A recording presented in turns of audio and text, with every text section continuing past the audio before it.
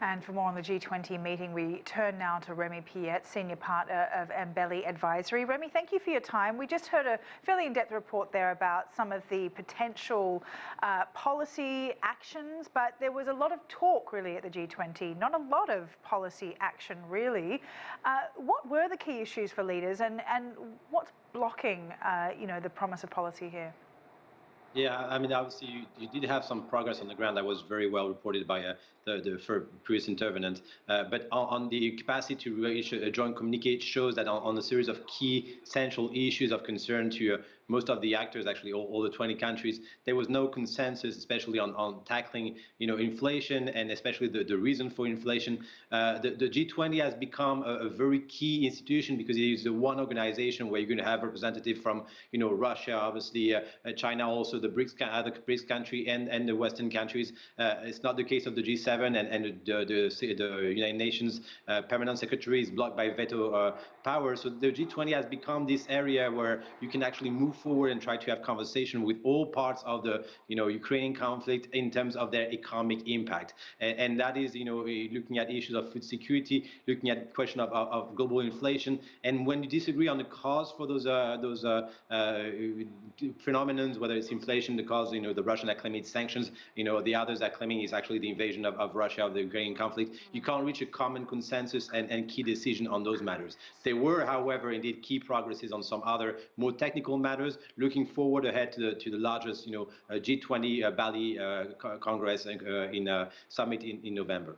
Okay, so Remi, can you just explain for us, where do these disagreements come from? What is actually stopping the G20 from making some actual concrete progress here? Is it simply just down to the fact that these different nations, China, India, Russia, characterize the war in Ukraine or the conflict in Ukraine differently to the way the Western leaders do? What is the main block here?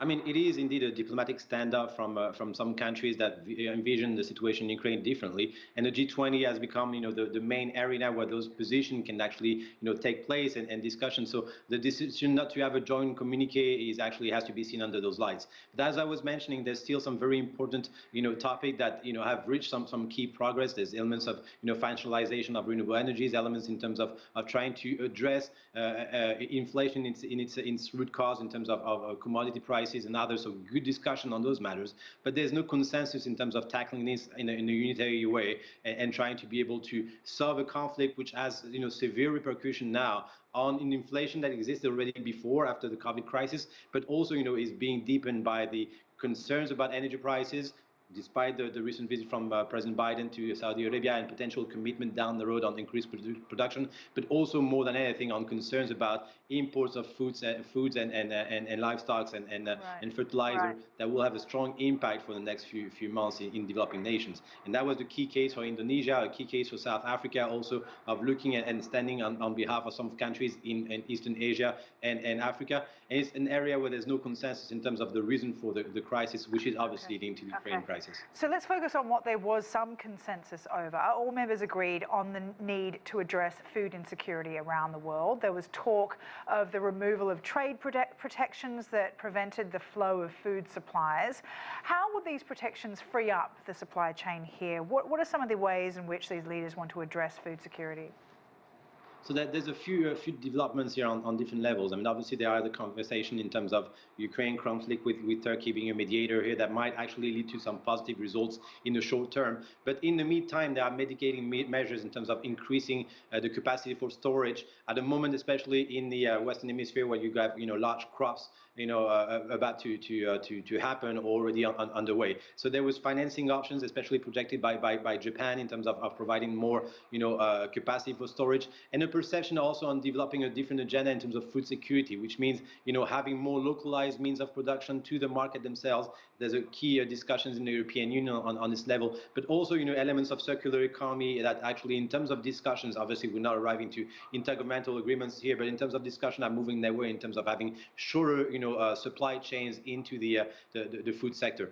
This is also linked to a series of discussions in terms of energy supplies and commodity prices that are also very much key determinants of the macroeconomic situation today in the G20 discussions.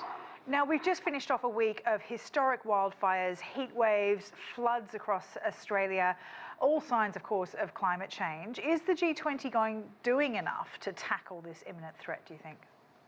So yes and no, in terms of discourse, there are actually good position out there. But in terms of arriving to an agreement, that was obviously a G20 finance ministers gathering, and that's where you take key decision in terms of funding and providing some support to efforts to mitigate climate change and limit it.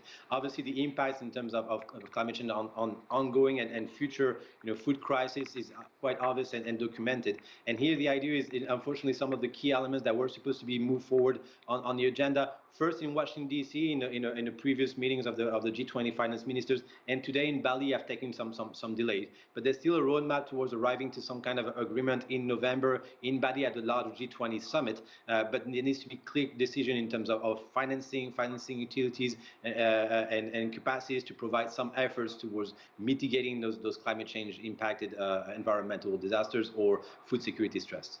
Okay, Remi, great to get your in-depth insight. Thank you very much for that. Remi Piet, the partner of Embellie Advisory.